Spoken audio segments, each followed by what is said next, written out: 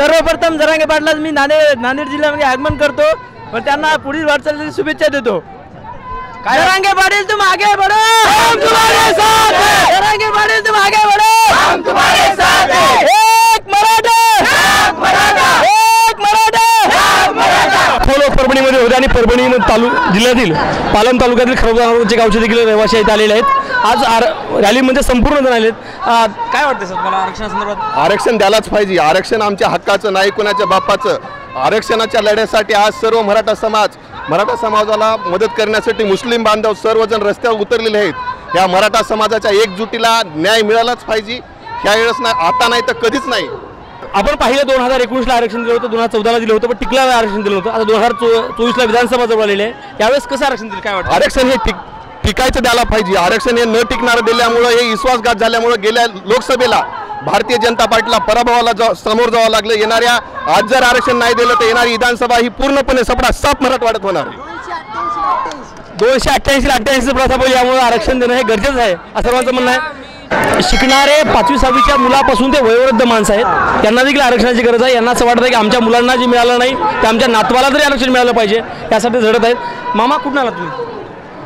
खडकीहून आलो। तुम्हाला काय वाटलं सरकार आरक्षण देते वाटले? कसं आहे? नाही आरक्षणाचं नुकसान काय वाटतं? आरक्षण मग त्याच्याशी आलो आपण आरक्षण घेतल्याशिवाय मग आलो का लांबून? बरं, तुम्ही त्या छगन भुजबळ वगैरे असं ओळखत असाल तिकडं, तुमच्या वेळेस देखील होते ते म्हणजे मराठा समाजाला हे विरोध करतात। विरोध करणाऱ्या माणसाला संदर्भात तुमचं काय म्हणणं आहे? तुमचं काय म्हणणं आहे? विरोध करायला ओबीसी काही नेते, त्या संदर्भात तुमचं काय म्हणणं आहे? आपण काय विरोध आहे?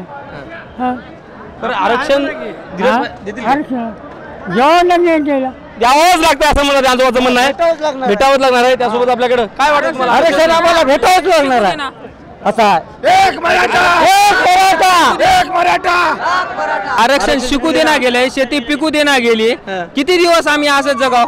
मी बी 12वी सायन्स झालेलं आहे, BSc झालेलं आहे, ढोरं वळालो, आता म्हशी वळालो, काय करू मग? कोटे नंबर लागण्या गेल्या, काहीच होईना गेले। इंजिनिअरिंग करू काय करू? 74% 10वीला टीचर दाखवतो, सगळं दाखवतो। आरक्षण भेटलं तर बरं आहे।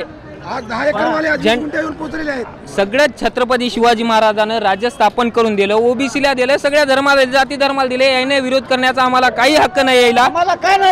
आम्हाला आरक्षण भेटलंच पाहिजे आणि भेटावंच लागते। ओबीसीतून भेटलं पाहिजे, टिकणारं आरक्षण सरकारनं दिलं पाहिजे, नाही ते आमदारकीला दाखवून देऊ त्याला काय पॉवर आहे मराठ्याची। नांदेड जिल्हा म्हणजे मराठ्याचा बाले किल्ला, इथले आमदार पाहिजे। एक मराठा,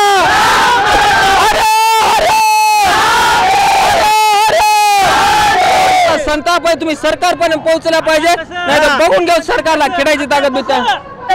युवकांचा संताप आहे, ज्यांना 10वीला 12वीला चांगले गुण घेता आले होते, परंतु चांगल्या मोठमोठ्या कोर्सला पैशामुळे आर्थिक परिस्थिती असल्यामुळे जाता आलं नाही, तो संताप त्यांनी व्यक्त केलाय। त्यासोबत सर मराठा समाजाला कुठे आरक्षण देण्याच्या मानसिकता असताना काही ओबीसीच्या लोकांनी म्हणजे भाजपच्या काही लोकांनी काही ओबीसीच्या लोकांना भडकून दिलं असं लोकांचं म्हणणं आहे। त्या संदर्भात आपलं काय म्हणणं आहे? त्यांचा त्याच्यात फायदा आहे, त्याला पैसे भेटाले तर म्हणून ते बोलाले। तर आमचे नेते बसले तर शेपूट घालून, आमच्या नेत्यानं बोलाव, विधानसभात बोलाव, विधान भवनात बोलाव, कुठं बोलायचं बोलाव, आम्हाला आरक्षण भेटावं, आमची एवढीच कळकळीची सरकारला विनंती आहे।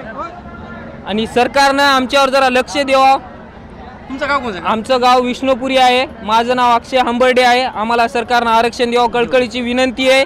मराठा समाजाचे आमचे 60-70 माणसं मेले, स्टुडंट मेलेत, आत्महत्या करत आहेत, त्याने जरा लक्ष द्यावं। एक काय बरं, एवढं होऊन मी ते हाके काहीतरी विरोध करतोय, उपोषणाला बसतोय, या संदर्भात काय सांगाल तुमचं? त्याला पैसे देऊन बसलेले, काही काळापूर्वी तोच टीका करत होता फडणवीसवर, आणि आज तोच म्हणत आहे की लोकसभेला उभा राहिला होता, 5000 मतदान पडलं नाही हाकेला।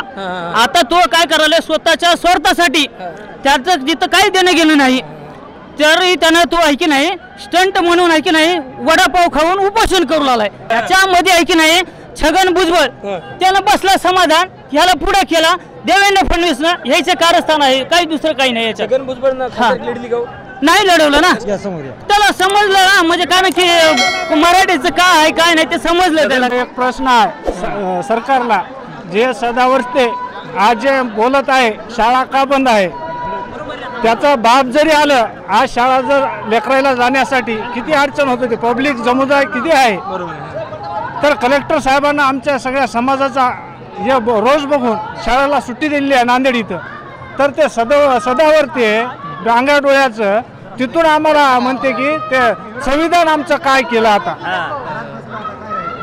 संविधान शाळेमध्ये संविधान आलं का त्याला सुट्टी दिल्यामुळं? मग आमच्या आरक्षणाला त्यांना काय विरोध करत आहे? राज्य मराठा समाजाचं आहे. आमच्या जातीनं कोण्या जातीला आरक्षण देते वेळेस कधी आम्ही विरोध केलो का? या समाजाला तुम्ही का द्याले आम्ही कधी म्हणलो काय? मग आम्हाला देते वेळेस तुमच्या पोटात का दुखते? मला हेच कळत नाही या लोकांचं. देऊ द्या ना, आम्हालाही खाऊ द्या की. आम्ही होते तो श्रीमंत होते तेव्हा आम्हाला वाडे होते, बुर्ज होते.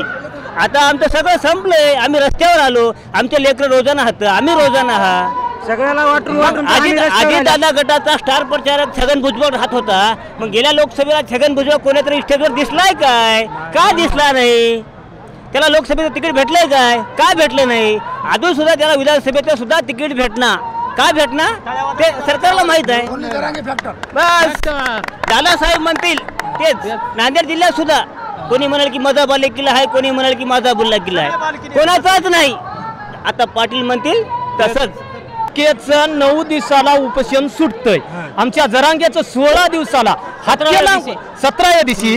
मग हाकेला 17 दिवस उपोषण करून सांग म्हणा खरं आहे की? हा जरांग्याचं हाकेची मागणी काय?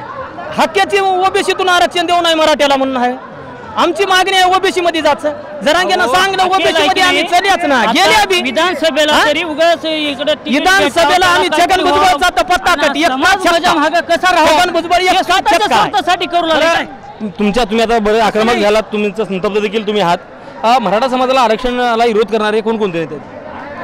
छगन भुजबळ हाकेता आता घुसलाय.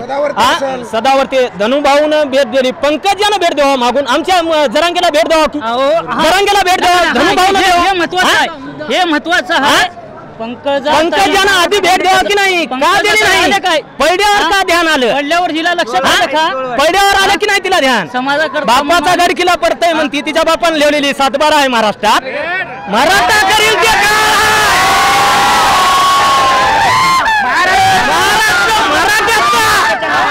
कोणाच्याच नाही बापाचा, मराठ्याचा बापाचा आहे महाराष्ट्र. आणि मुख्यमंत्री महाराष्ट्रात मराठ्याचेच होणार. व्हायला जरी गेलं तर पाटलानं सांगितल्यावर आता ओबीसीचाच करणार आणि आम्ही आरक्षण ओबीसी मधूनच घेणार. पाटलानं सांगितलं 18 पगड कोणत्याही समाजाला राहो, कुठल्याही समाजाचा राहो, त्याला जरांगे पाटलानं जर मुख्यमंत्री करायचं ठरवलं तर त्याला मुख्यमंत्री. मुसलमानाला केलं नसलं तरी जरांगे पाटलानं मुसलमानाला म्हणलं तरी आम्ही त्याच्या मागे. आरक्षण भेटायलाच पाहिजे आम्हाला.